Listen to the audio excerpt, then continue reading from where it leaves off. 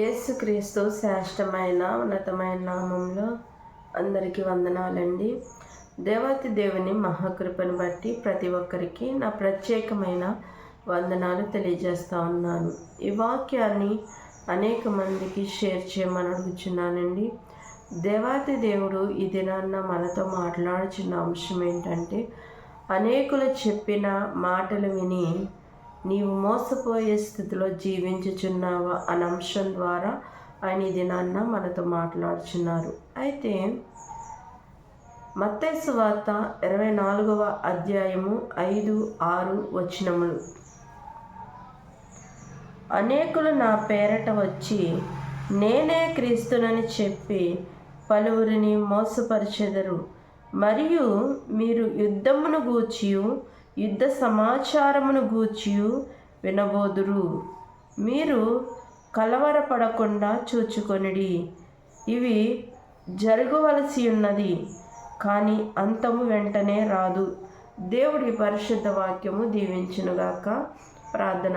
మహోన్నతుడ, మహిమగల రాజా, సర్వోన్నతుడ, సర్వాధికారి, సర్వకృపానిధి నీకు వందనాలు. ఇది నాన్న తండ్రి నాయన, మీరు మాట్లాడుచిన లేఖనాన్ని బట్టి వందనాలు. అనేక మంది చెప్పుచిన మాటలు విని నాయన మేము తండ్రి నాయన మోసపోయే స్థితిలో జీవించుచున్నామేమో. అలాంటి జీవితం మాలో ఉంటే తీసివేసి ఏది సత్యము ఏది అసత్యము తెలుసుకుని ఆయన వాటిని అనుసరించి మేము నడుచుకునే వారిగా కృప దయచేయమని, ఈ దినాన్న మాతో సూటిగా తేటగా మాట్లాడమని నజరేయునేసు నామములో అడుగుచున్నాను తండ్రి, ఆమేన్. మరి దేవాతి దేవుడి దినాన మనతో ఏం మాట్లాడుచున్నారండి? అనేకులు చెప్పిన మాటలు విని నీవు మోసపోయే స్థితిలో జీవించుచున్నావా అని కదండి. మరి చాలామందిని ఈ లోకల్లో చూస్తూ ఉంటాం. మరి మోసం చేస్తూ ఉంటారు. ఎవరిని మోసం చేస్తారంటే నమ్మిన వారిని మాత్రమే ఎక్కువ మోసం చేస్తారు. వాళ్ళే చేయడానికి మాత్రమే వీలు పడుతుంది కదండి. ఒక వ్యక్తిని ఇంకో వ్యక్తి నమ్మలేదనుకోండి, వాళ్ళు ఏది చెప్పినా వారు నమ్మరు, వాళ్ళు ఏం చెప్పినా వారు వినరు. అదే నమ్మారనుకోండి, వాళ్ళు ఏం చెప్పినా వారు గుడ్డిగా నమ్ముతారు. కాబట్టి వారిని మోసం చేయడానికి వీలు పడుతుంది. అందుకనే మరి దేవాతి దేవుడు ఈ దినాన్న మనతో సూటిగా మాట్లాడుచున్నారు.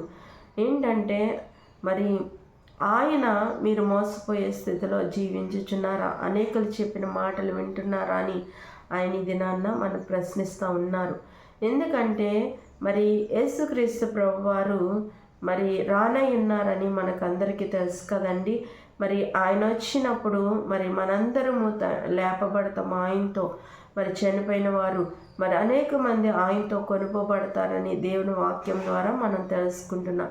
అయితే మరి ఈలోగానే అనేక మంది మరి నా పేరట వచ్చి మిమ్మల్ని మోసం చేస్తారు అని దేవాతి దేవుడు ముందుగానే మనల్ని హెచ్చరిస్తూ ఉన్నారు. ఇక్కడ 5వ వచనంలో చూస్తే, అనేకులు నా పేరట వచ్చి నేనే క్రీస్తునని చెప్పి పలువురిని మోసపరిచెదరు. మరి ఈ దినాల్లో ఎలా ఉంటాయంటండి, మరి నేనే క్రీస్తునని చెప్పి అనేక మంది మరి యేసుక్రీస్తు ప్రభువారిని చెప్పుకొని అనేక మందిని మోసం చేస్తారని దేవుని వాక్యం ద్వారా దేవుడు స్వయంగా తెలియజేస్తూ ఉన్నారు. ఈ దినాల్లో చాలామంది ఆ విధమైన మోసముల చేత మోసపోతున్నారు. మరి వాక్యాన్ని ప్రకటించే సేవకుల్ని మరి పరిచర్య సేవకుల్ని దేవుళ్ళుగా కొలిచి మరి వాళ్ళే దిక్కు అన్నట్లుగా చాలామంది విశ్వాసులు మరి ముందుకు వెళ్తూ ఉన్నారు. అది దేవునికి ఇష్టమైనది కాదు. ఎందుకంటే అనేక మంది లాభ సాధన కోసము, డబ్బు కోసము మరి దేవుణ్ణి అడ్డు పెట్టుకుని సంపాదించుకునే వారు చాలామంది ఉన్నారండి. మరి దేవుని అడ్డు పెట్టుకుని వ్యాపారం చేసుకునే వారు చాలామంది ఉన్నారు. అందుకనే ఎవరు ఏంటో మనం తెలుసుకోలేని పరిస్థితులు ఉంటామని దేవాతి దేవుడు ఈ దినాన్న మరి మనకి తెలియజేస్తూ ఉన్నారు. ఇక్కడ చాలా రకాల మోసాలను మనం చూస్తూ ఉంటాం కదండి. చాలామంది చాలా విధాలుగా మోసపోతారు. మరి ఇద్దరు స్నేహితులు ఉన్నారనుకోండి, ఆ ఇద్దరు స్నేహితులు మంచి స్నేహితులుగా ఉన్న వారిద్దరూ మరి ఒకానొక దినమందు మరి ఆ ఇద్దరు స్నేహితుల్లో ఒక స్నేహితుడికి అవసరం వచ్చింది. అవసరం వచ్చినప్పుడు డబ్బు సహాయము ఇంకొక స్నేహితుడు చేశాడండి. చేసినప్పుడు తన అవసరం తీరిపోయింది. అవసరం తీరిపోయిన తర్వాత స్నేహితుడు ఏం చేస్తాడు, నువ్వు నాకు ఎప్పుడు ఇచ్చావు, అని ఎదురు తిరిగే తత్వాలు చాలా మందిలో మనం చూస్తూ ఉంటాము. అంటే స్నేహితులను నమ్మి మోసపోయేవారు చాలామంది ఉన్నారండి. మరి నమ్మించి మోసం చేసేవారు చాలామంది.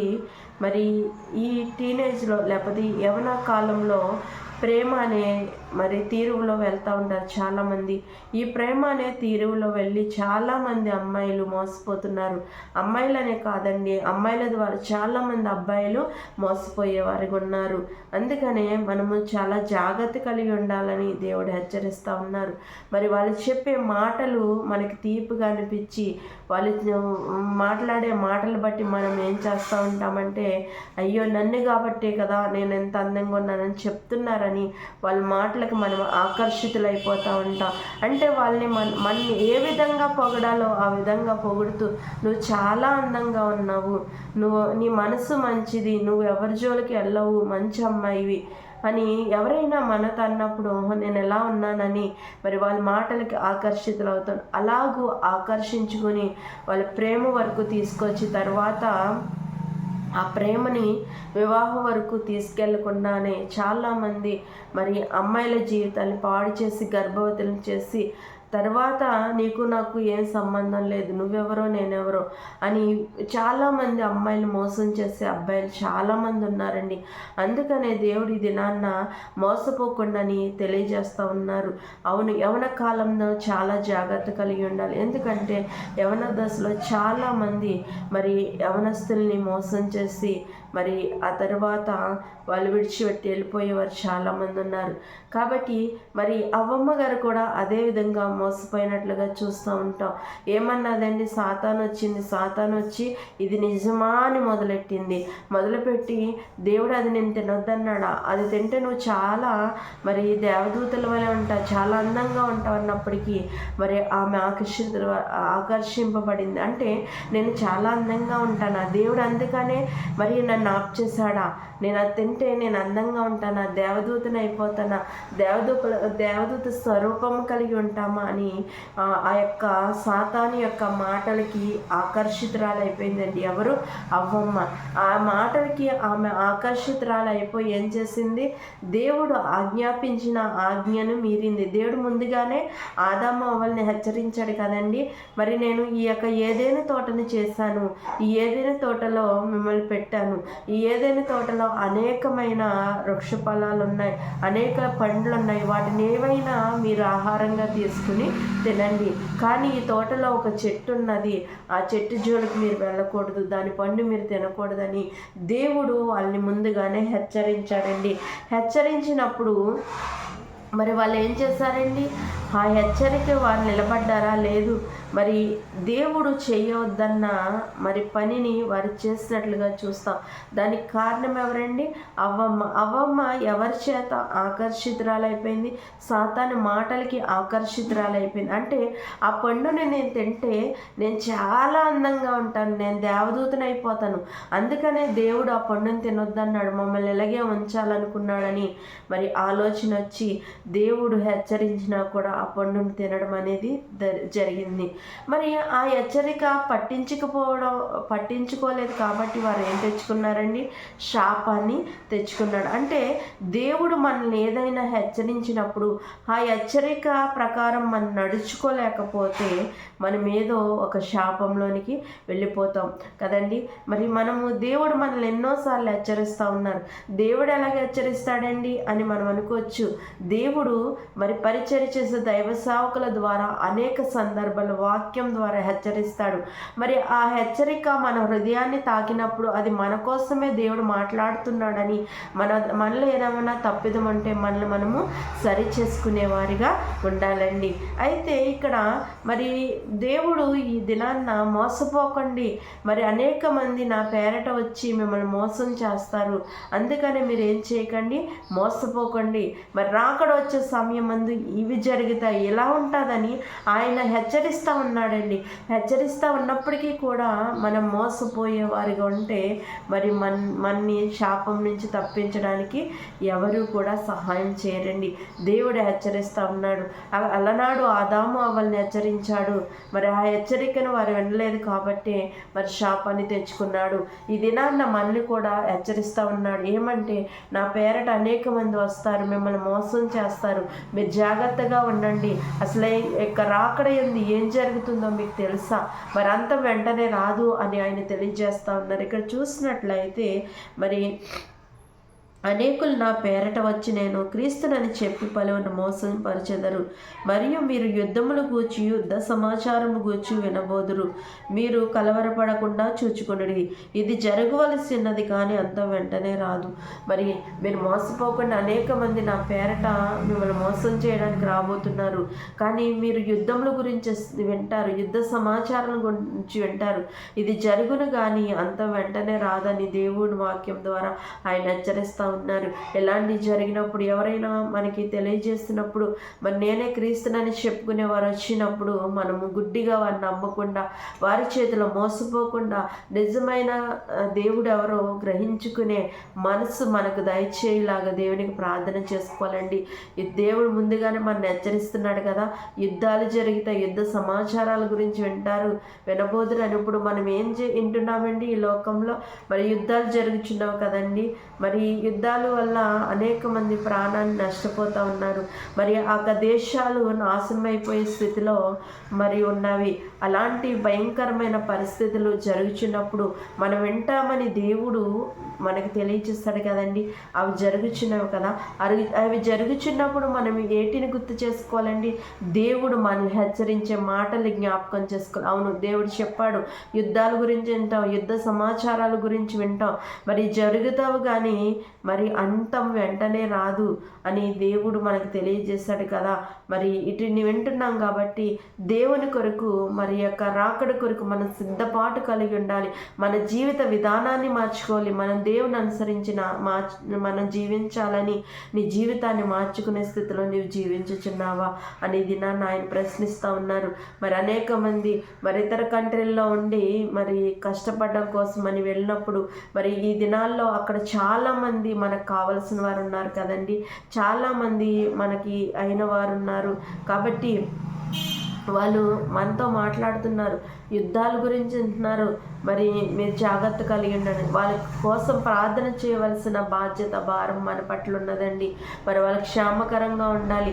దేవుని చిత్తమైతే మరి క్షేమకరంగా మరి దేశానికి తిరిగి రావాలి అని మనం ప్రార్థించాలి. వాళ్ళ కోసం కన్నీటి ప్రార్థన చేసేవారికి ఉండాలండి.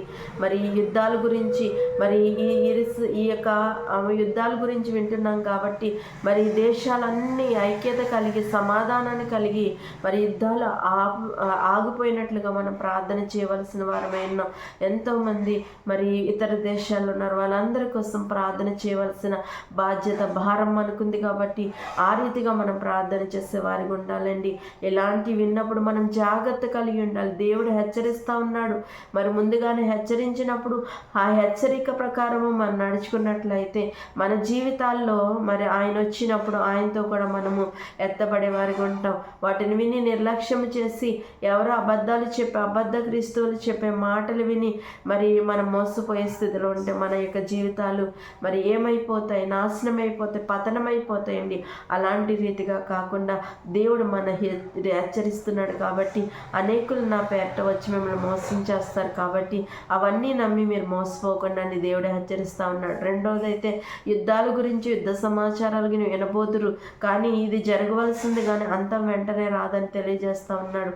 మరి యుద్ధాల గురించి వింటున్నాం. మరి మనము ఆ యొక్క రాకడికి సమీపస్తులుగా ఉన్నామని గుర్తెరిగి మన జీవితాలు మార్చుకుని ఆ యొక్క రాకడి కోసం సిద్ధపాటు కలిగి ఉండేవారుగా జీవించాలని రెండవదిగా ఆయన తెలియజేస్తుంది. కాబట్టి మనం జాగ్రత్త కలిగి మరి మనము నడుచుకున్నట్లయితే మరి దేవుడు హెచ్చరించినట్లుగా మన యొక్క జీవితాల్లో దేవుడు అద్భుత కార్యములు చేస్తూ ఉంటాయి. కాబట్టి మనము దేవుని యందు భయభక్తులు కలిగి జీవించినాగా మరి ఈ యొక్క యుద్ధ సమాచారాలు విన్నప్పుడు మన యొక్క ఆత్మీయ జీవితాన్ని దేవుని కొరకు ఉపయోగించుకునే వారిగా మరి దేవుడు మనకి ఏదైతే తెలియజేస్తున్నారో అది విని ఆ వాక్యానుసారంగా నడుచుకోవడానికి పరిశుద్ధాత్ముడి యొక్క వాక్యము ప్రతి ఒక్కరి జీవితాల్లో ఫలింపజేయనుగాక. ఆమేన్. అందరికీ వందనాలండి. ప్రార్థన. మహోన్నతుడ, మహిమగల రాజా, సర్వోన్నతుడ, సర్వాధికారి, సర్వకృపానిధి, నీ కృపగల నామంలో లెక్కలేని స్తుతి స్తోత్రములు చెల్లించుకుంటున్నా. ఎక్కడైతే ఇద్దరు ముగ్గురు కూడా ఏకీవిస్తారని వారి మధ్య ఉంటాను సెలవిచ్చిన వాడు నీకు వందనాలు. ఎన్నో వాక్యాన్ని విడిచిపెట్టకుండా అది మా జీవితాలు వెలిగింపచేసేదిగా సహాయం దయచండి. ఈ దినాల్లో నాయన ప్రభు యుద్ధాలు జరుగుతున్న తండ్రి, నాయన యుద్ధాలు జరుగుతున్నామని వింటారు కానీ అంత వెంటనే రాదని వాక్యం సెలవిస్తుంది. అనేక మంది ఇతర కంట్రీలో ఉన్న వారి కోసము, ఇతర దేశాల్లో ఉన్న వారి కోసము, యొక్క యుద్ధములు జరుగుతున్న పరిస్థితుల కోసం ప్రార్థించే ప్రార్థన భారము కలిగి ప్రార్థించే వారిగా సహాయం దయచండి. ప్రతి ఒక్కరు క్షేమకరంగా ఉండడానికి సహాయం దయచండి. తిరిగి వాళ్ళ స్వదేశాలకు రావడానికి కృప చూపించమని తండ్రి అని పిలిచడానికి కూడా యోగ్యత లేని చిన్న ప్రాంతి సన్నిధానం చేర్చుకోమని నజరేయునేసు నామములో అడుగుచున్నాను తండ్రి. ఆమేన్. అందరికీ వందనాలండి.